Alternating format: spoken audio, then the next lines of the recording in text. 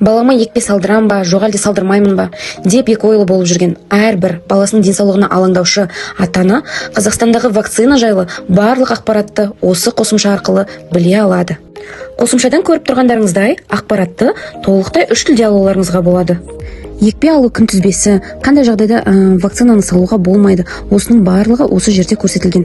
Екпе алу күнтізбесінде бала туғаннан бастап қандай вакцина алу керек, қандай вакциналар тізімі бар, оның атауы қандай, оның пайдасы қандай, ол не үшін, қандай ауруға қарсы, осы ақпараттың барлығын осы бір ғана қосымша арқылы көріп біле аласыздар. Бұл қосымша Қазақстанның денсаулық сақтау заңнамасы бойынша жасалынған. Көріп тұрғандарыңыздай барлық аурулардың тізімі, осы аурулармен байланысты вакциналар тізімі және сол бойынша толық ақпарат осы бірақ қосымшаның ішінде. Сонымен қатар, бұл қосымша медицина қызметкерлері мен студенттеріне таптырмас көмекші құрал. Әрине, бұл вакцина алуға, үндеуге шақыратын қосымша емес, бұл тек қана 21 ғасырдың азаматы көкірегі ояу, көзі ашық болсын, не керекті вакцинаны біліп жүрсін деген амалмен жасалынған қосымша. Қосымшаны App Store мен Play Market'тен жүктей аласыздар.